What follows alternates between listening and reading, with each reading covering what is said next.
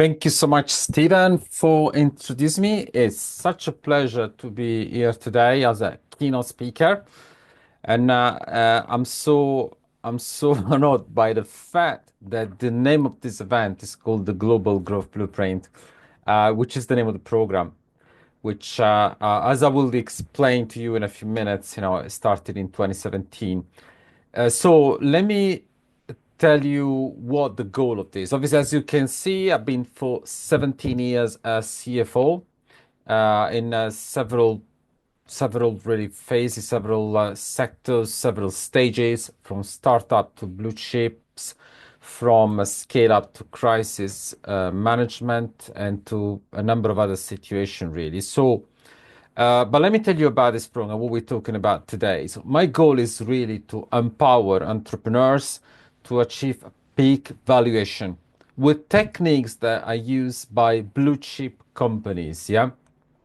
So let's look at the agenda for today. The agenda, first of all, we'll look at business failure.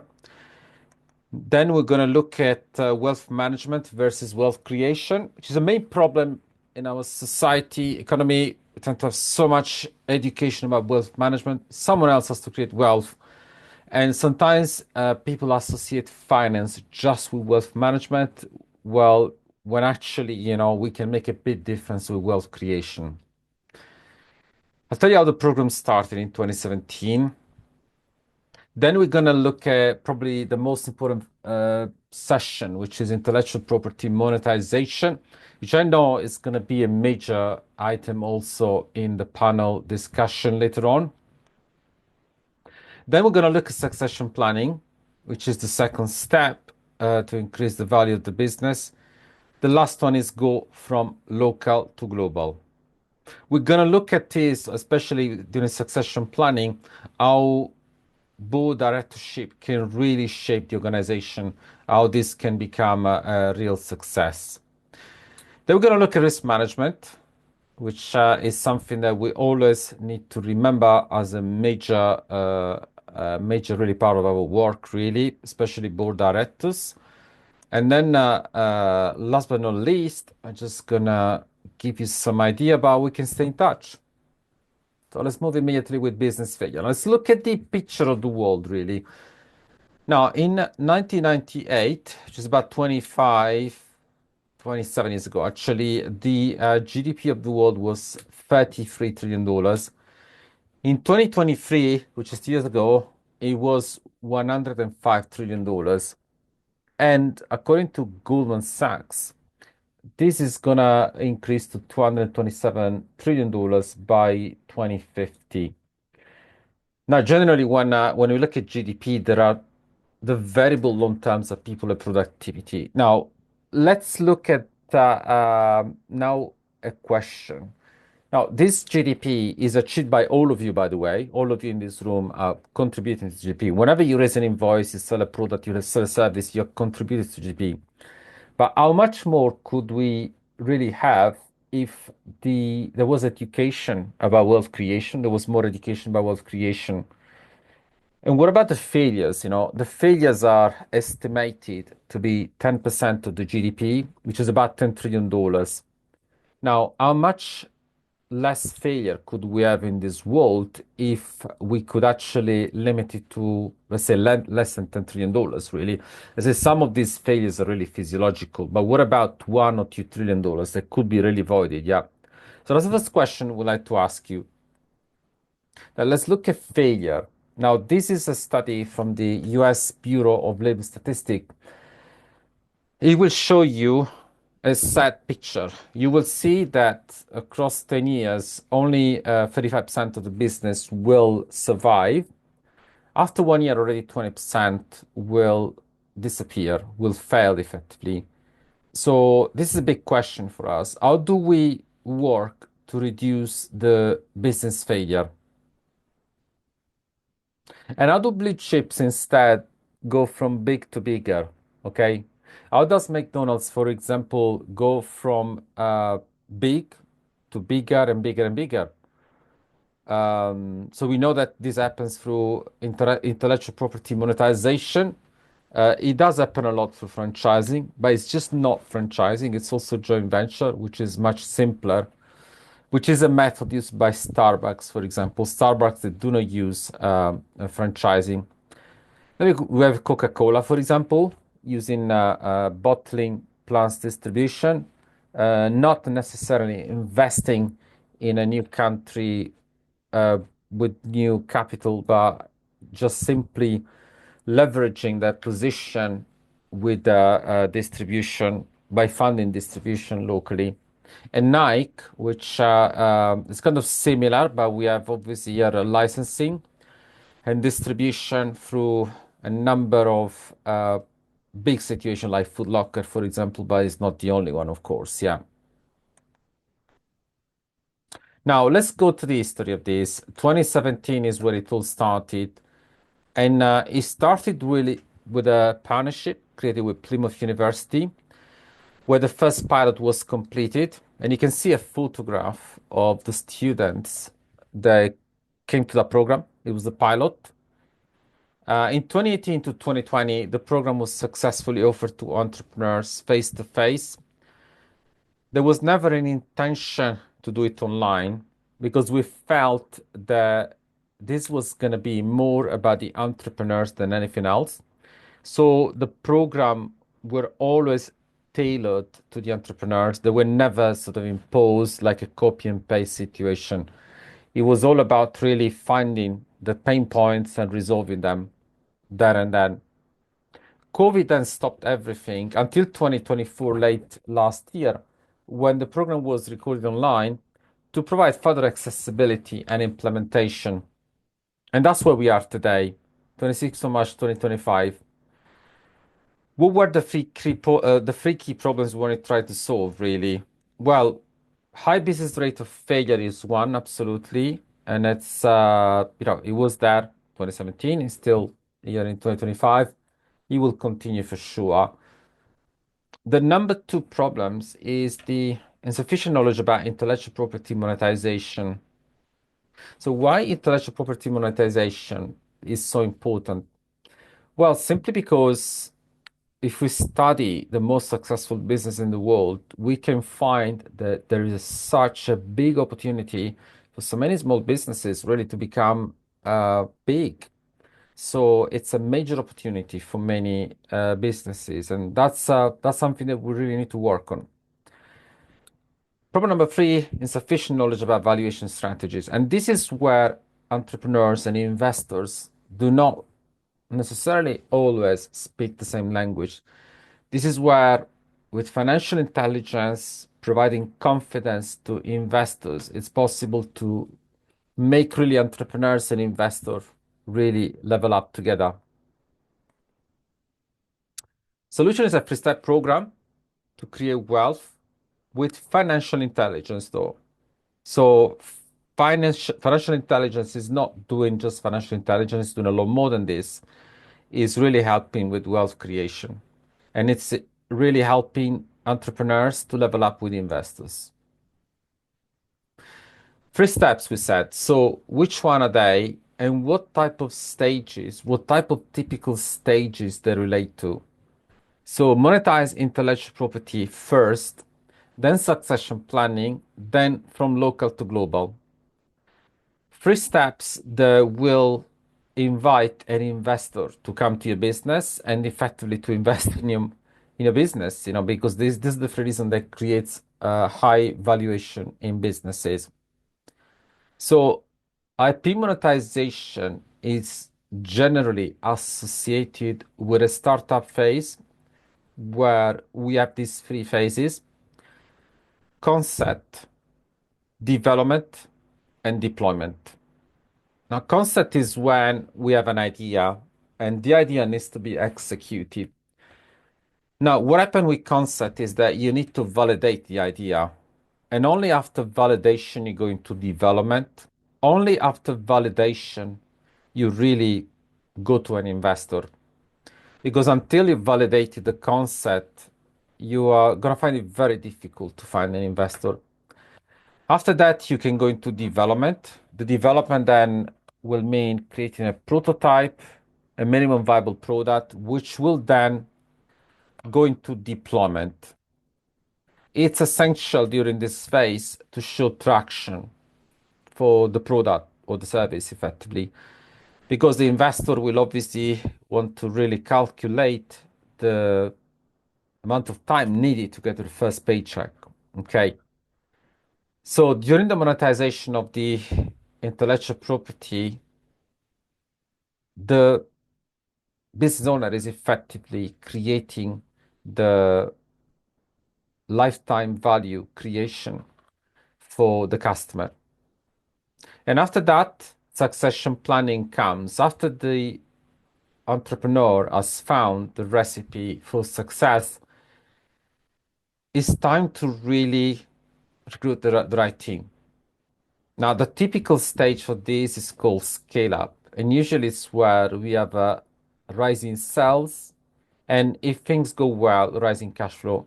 Unfortunately, not always things go well. Sometimes you can see that the cash flow does not follow the sales. In this case, obviously, it's a good scale up because there's cash flow generation. Now, during succession planning, there is generation of wealth, generation of value. Investor, they want to see that the business will start to really function, not just with the owners, but with other people. And this is where really an investor wants to see the recruitment of the right people, which we'll see that in a minute, exactly what type of people they want. Now, after this successful phase has been completed, what's left to do for the business to increase the valuation? It's what we call from local to global. And usually this phase is associated with exit. It could be partial exit, by the way. Now you will see a picture of an ideal exit where the sales, the blue line, are rising. The cash flow, the orange line, is rising as well. We go preparation here, then we go negotiation, and we go execution. Now it's important to notice when you exit to ensure that those who are going to invest at this stage, at the execution phase, they will want to increase the value of the money. So the scale up phase cannot really end here. So you have to ensure that when you sell a business, it's got more growth to run, really.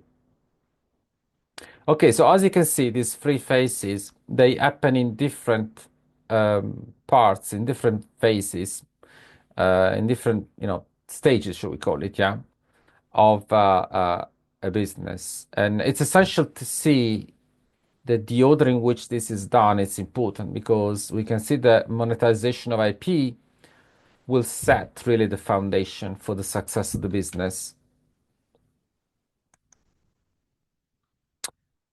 Step one, how do you monetize intellectual property? There are countless ways to do this. I made a very small list. The first one is pricing strategy. There are so many pricing strategy, which we're going to look at some example in a minute. Then we go various type of partnership, and this could be so varied.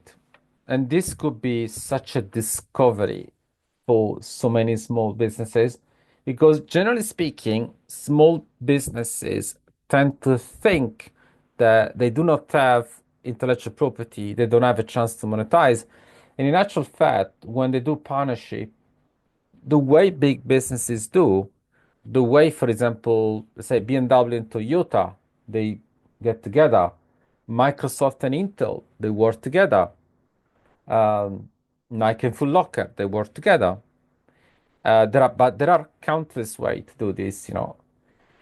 Then we got distribution, which is another way of really monetizing intellectual property. You could potentially look at, music, the music industry.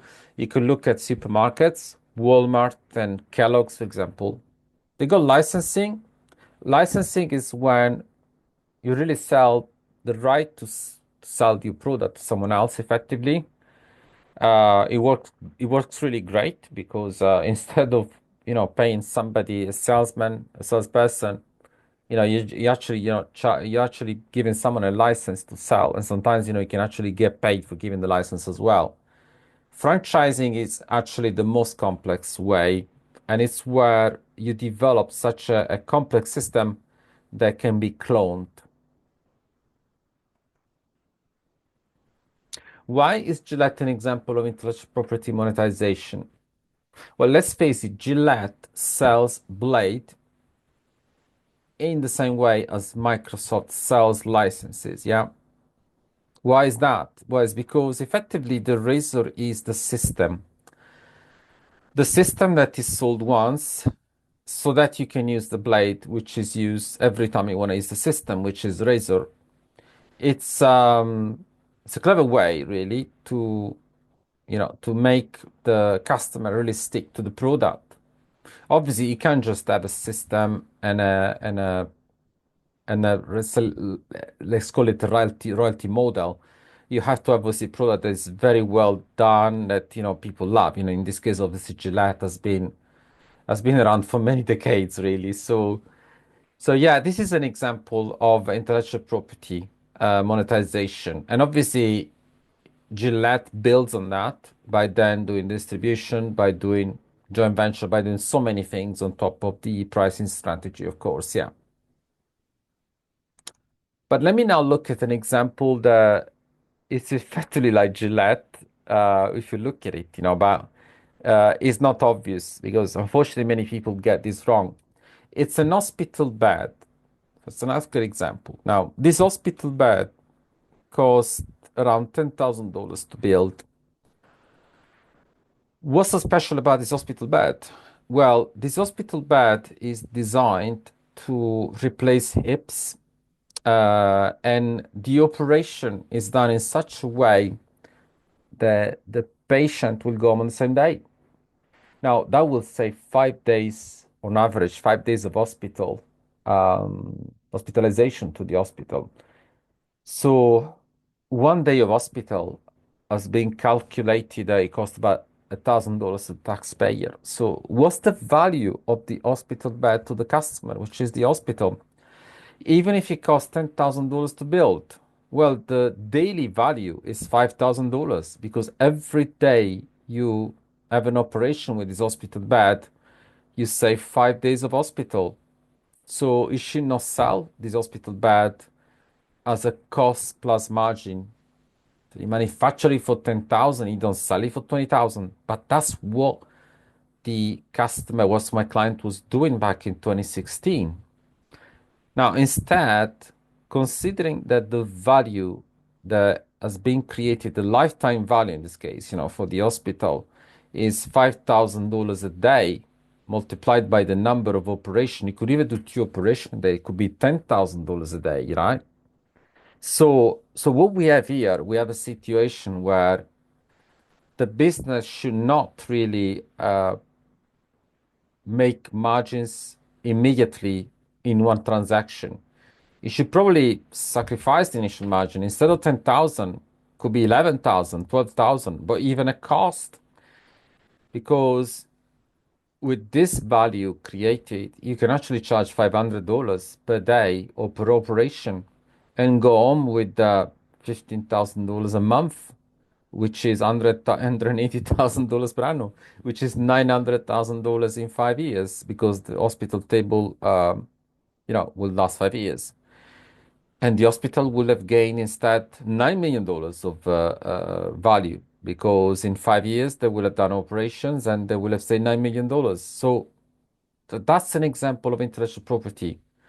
And it's a bit like Gillette because you effectively sell the system, you give the system just once, but every time you use the system, you charge. You may charge for changing the boots, for changing the gloves for the patient, and for another small maintenance fees. You can create revenue streams here, but the key here is to really create a large benefit for the customer, but also for yourself. The same could be for a website designer. So if you create a website that allows a customer to generate revenues of, say, 100,000 per month, The right pricing strategy is not to sell it at margin immediately. So that's the example. I hope it's clear for all of you. So let's look at financial statement. What does it look like when you got the one-off pricing strategy? And what does it look like with recurrent revenues? So when you got one-off pricing strategy, you just got revenue one-off and cost of sales one-off. With the recurrent revenues, you got lower revenues because you are sacrificing margins. You're not taking all the margins in one go. But usually what happens, because you're creating an innovative product, you tend to get R&D tax credit from government. You tend to get royalties. Obviously, you can sell royalties because you don't take your margin immediately. You sell as you go along, like the hospital table. Then in the case of franchising, for example, you could charge management fees, marketing fees, and then you go to cost of sales. Now, there's a world of difference in valuation between this strategy to the left and this strategy to the right. The valuation metrics are so much higher with recurrent revenues. And now let's come to the second step. So we now monetize our intellectual property. What else do we need to do to increase the valuation and to satisfy an investor? So we need to do succession planning. So let's take an example from football and sports in general. Obviously, you can use another sports like rugby. So we've now been successful in monetizing intellectual property. Now we have to build our team. And let's just imagine that the founder is now sitting on the bench and is going to recruit the right people. He or she needs to recruit three leaders, an attacker, a midfielder, and a defender. The attacker who is the attacker? Is the goal scorer, the salesperson who is going to really score the goals, is going to ensure that we sell to the customers, so we profit. But in order to sell, you have to produce. And that's where the midfielder comes. So you need an operation leader. So somebody who's going to ensure that the attacker is going to have what it takes to sell. But what if you sell, you produce, and you do generate cash flow? This is where the defense comes. This is where you need a CFO, finance director, whatever you're going to call it. You also need lawyers. You need the support. You need the system, really, to really generate cash flow. Because guess what? There are so many businesses that do very well midfield and attack. They don't defend well, and they lose the game. How sad is that? It happens to so many scale up. They they're very good at selling. They don't protect the margins, and they let too many goals in. They suffer with the last difficulties when let's say a customer stop paying. So risk management, for example, too much concentration on customer, not sufficient revenue streams, recruiting too fast. We've seen it all. Okay, so what does it look like in terms of governance? Now let's have a look at the structure. As we've seen, the founder is now a CEO, and the CEO will now recruit the three leaders that we've spoken about, the sales leader, the operation leader, the finance leader. The investor will now have someone to talk to, someone who will give them confidence and trust, and usually that's the finance leader.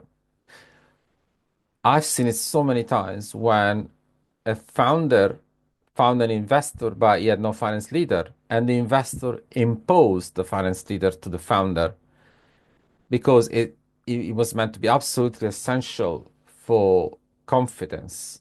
Don't make that mistake. You're a founder. Make sure you can choose your own CFO. Don't let the investor do that for you. And that's where governance comes in. We got the chairman, we got the non-executive directors. Obviously, this structure is designed for a medium organization, large organization. In smaller organization, we can still talk about advisor, we can still talk about executive committee. We can talk about this later during our panel discussion. But this is what I recommend. So We now scaled up and we successfully conquered our local market. Step number three, go from local to global. So we've established strong local presence. We're now going to do the study. The homework is SWOT and PESTLE. SWOT is strength, weaknesses, opportunity, and threat analysis. PESTLE is political, economic, social, technological, legal, and environmental analysis. We're going to do the studies, of course, yeah. But then what we normally do, if we've done very well the step number one, we select an IP monetization model to go global. If you think about it, that's what the big businesses are doing. That's what Gillette is doing. That's what Coca-Cola is doing. That's what McDonald's, Starbucks is doing. So how did you conquer your local market? Well, now you need to select which model you're going to use to conquer your market overseas.